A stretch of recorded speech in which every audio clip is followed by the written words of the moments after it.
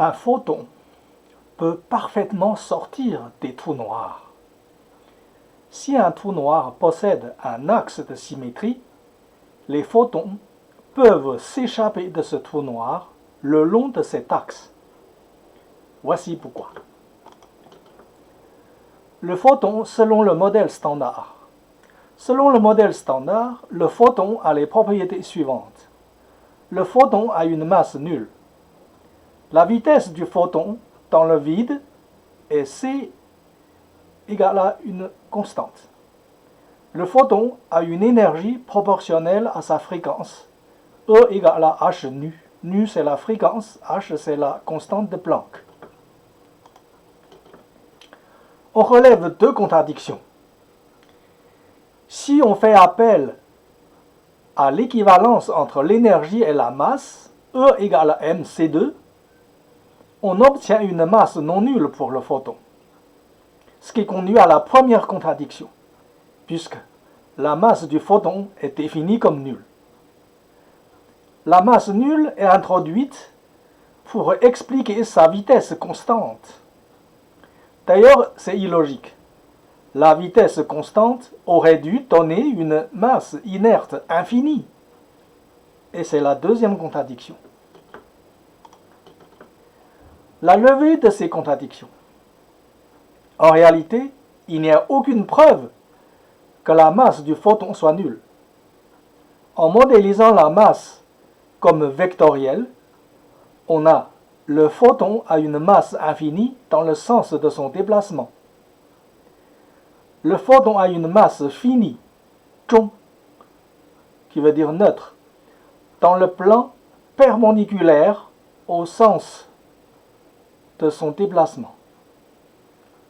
Le fait que la direction du photon change à proximité d'une grande masse confirme cette modélisation. La sortie du trou noir symétrique. Dans un trou noir possédant un axe de symétrie OZ,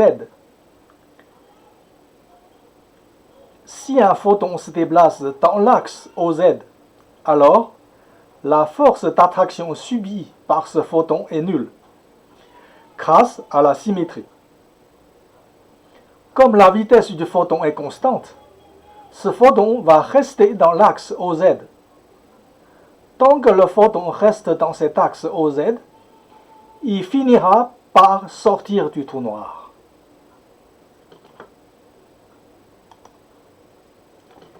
Une illustration venant du net. Le droit appartient à Katie.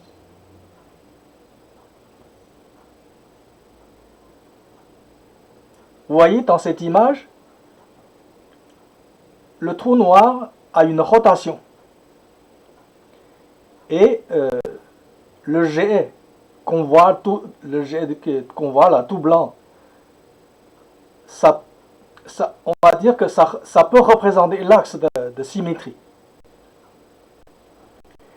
Et on sait que les jets en provenance de ce genre de système, comportant un trou noir et un disque d'accrétion,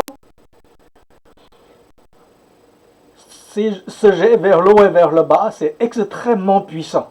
La quantité, c'est astronomique. Et une telle quantité, une telle violence, une telle puissance, ça ne peut que sortir du trou noir. Parce qu'à proximité du trou noir, ce n'est pas suffisant. Il n'y a pas assez de puissance, il n'y a pas assez de matière. Voilà, c'est l'image de cette présentation.